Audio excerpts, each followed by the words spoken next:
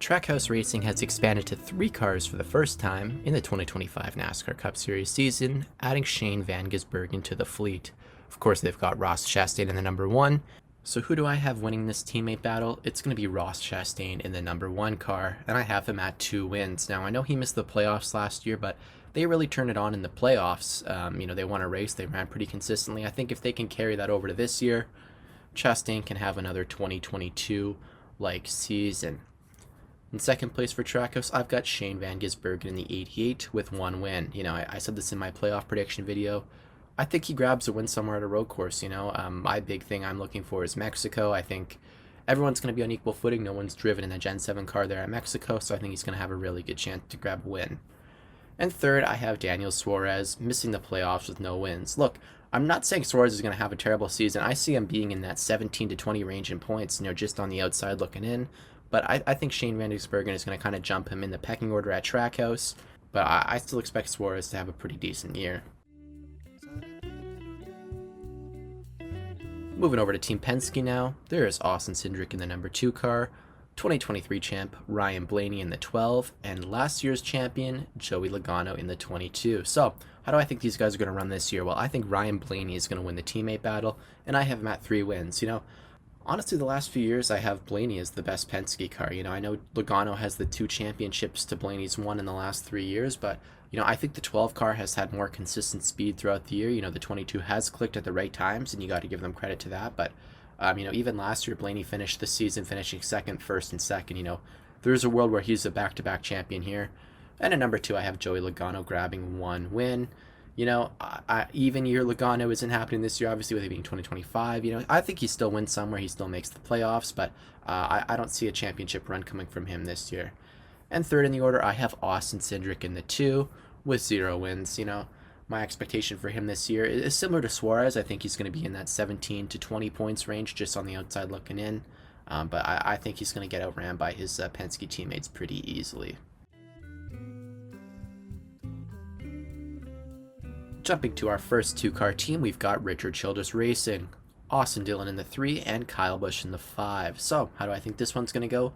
Obviously, I think Kyle Busch is going to win this teammate battle, and going against my playoff prediction, I'm going to put Kyle Busch in the 1. I did the math for how I thought the races were going to play out, and I was left at 35 wins, and I needed to put 1 somewhere else. And honestly, I looked at it, and, Kyle Busch, he got close a couple times last year. I think other drivers might have gotten a little bit more desperate at Darlington against Chase Briscoe and maybe got it done there, but Kyle Busch ran him clean, which I can respect. So I think he'll get a win this year. I think it sucked to see his streak of winning seasons end last year, so I think he'll get one this year.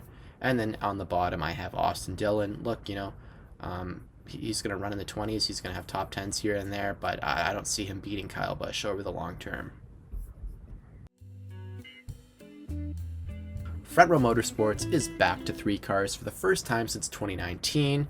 Noah Gragson in the number 4 car, one of the old Stewart-Haas numbers that has been moved. Todd Gilliland jumps from the 38 to the 34, and Zane Smith rejoins Front Row Motorsports after a couple successful Truck Series seasons. So, how do I think this is going to play out? I'm going to put Todd Gilliland at the top of the board with a win. I said this in my playoff video, but I think he's going to be the guy who, is 20th in points, who grabs a win somewhere and sneaks his way into the playoffs. I think they could get it done at a plate track or strategy. I thought he ran really good last year, and that should be a good pairing. Second place, I have Noah Gragson in the 4 car.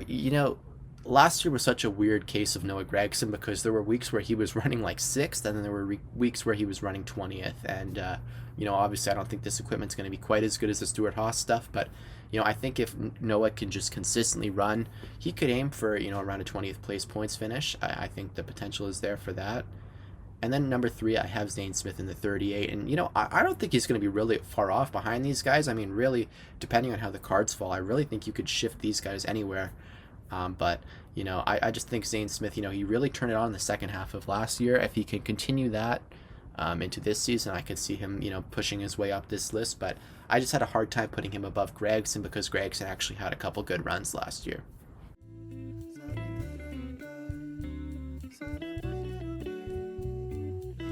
To our first 4-car team in Hendrick Motorsport. Of course, with the new charter agreement, there can be no more 4-car teams, but the ones that currently exist are grandfathered in, so Hendrick Motorsports is one of 2 4-car teams that are left. Kyle Larson in the 5, Chase Elliott in the 9, William Byron in the 24, and Alex Bowman in the 48. So, how do I think this is going to play out? Top of the board, I'm going to go Kyle Larson with 5 wins. I mean, he ran good everywhere last year, and, there were races that got away from him as well. I think it's kind of surprising Larson hasn't, won a championship in the next gen area yet. He's been such a consistent driver throughout the whole deal. But, I have him winning a lot next year.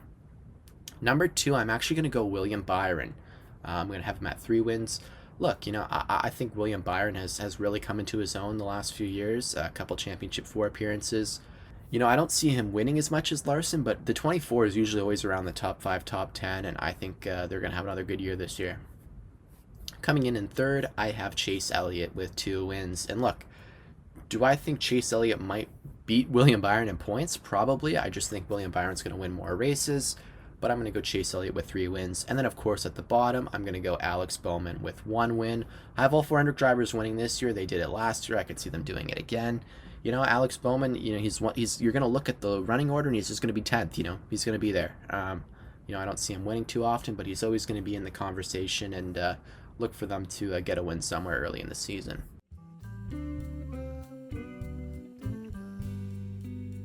To another new 3-car team, we've got RFK Racing with the expansion of the 60 car for Ryan Preece. So they haven't been a 3-car team since I want to say the early 2010s. So this is really interesting to see some expansion there. How do I have this playing out? Well, first overall, I've got Brad Keselowski in the 6, winning 1 race. Brad has done such a great job building this team up since he moved over there and revitalizing it. And, I have him winning another race and playoff appearance. Number 2, right behind him, I got Chris Buescher, also with a win. I think he got the rough end a couple times last year. I see him winning a race somewhere. And, I think the 6 and 17 are honestly going to trade, 1 week Buescher's going to finish better than Keselowski, and then another week Keselowski's going to finish ahead of Buescher, and, they're going to swap back and forth. I think it's going to be a competitive battle between those two. And then at the bottom there, I have Ryan Preece. Look, he's ran a couple Cup Series seasons now, and he's got some next-gen experience. I really do think, he's another one of those guys that's going to be in that 17 to 20 range in points.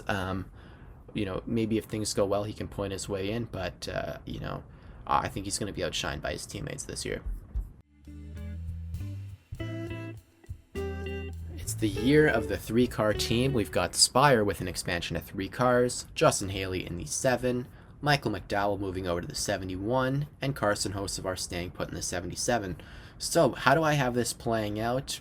Surprisingly, I'm going to go Hocevar at the top. He's the only guy who was there last year. I know Justin Haley kind of came over towards the second half of the season. I just think Hocevar, he's going to build off what he did last year, and I see him as a dark horse to kind of be in the points battle for one of the last playoff positions. I don't know if he'll get there, but I think they have a lot to build off of last year, and they had a really, really good season. Number 2, I have Justin Haley in the 7.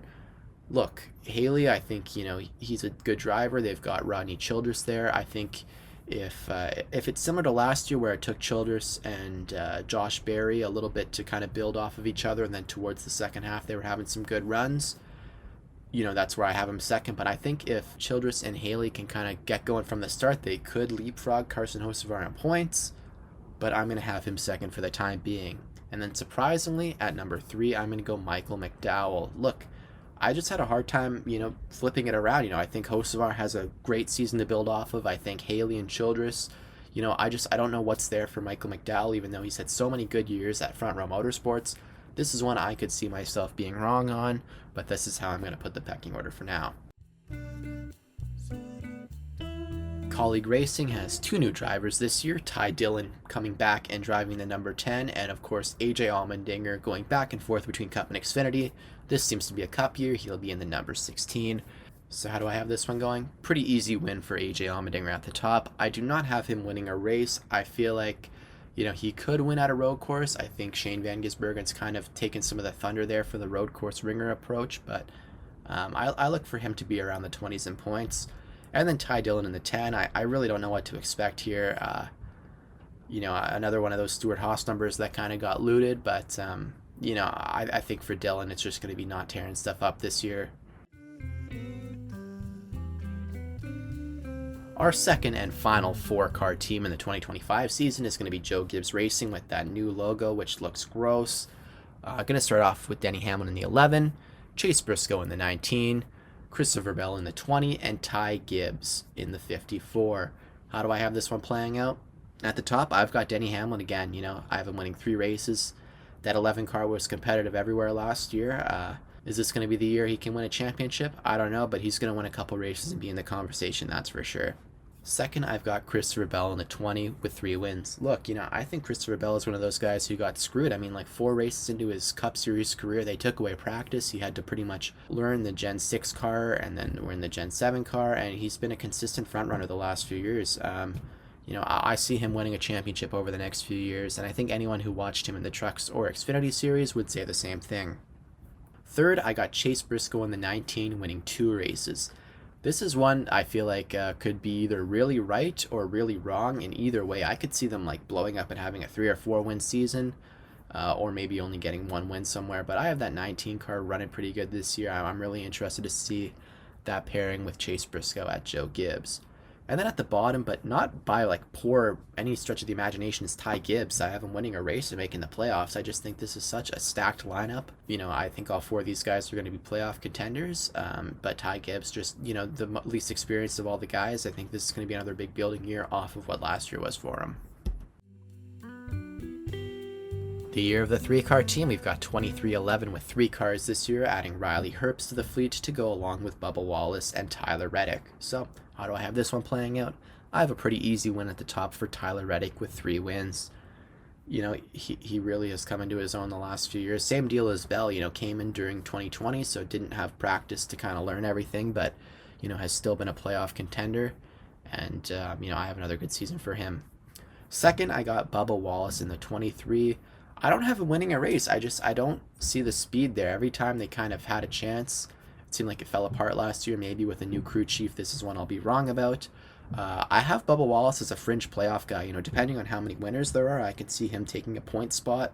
But I do not have him winning any races. And at the bottom here, I got Riley Herbst in the 35. Same deal for Riley. I mean, you just want to run all the laps this year. He came to his own a little bit in the Xfinity Series, if you saw my Rookie of the Year video. But, I don't really see any playoff push or potential out of this 35 car, at least for this year. Legacy Motor Club, their second year with Toyota, John Hunter Nemechek in the 42 and Eric Jones in the 43. This is another one of those ones where I could see kind of being a runaway win for Eric Jones in the 43.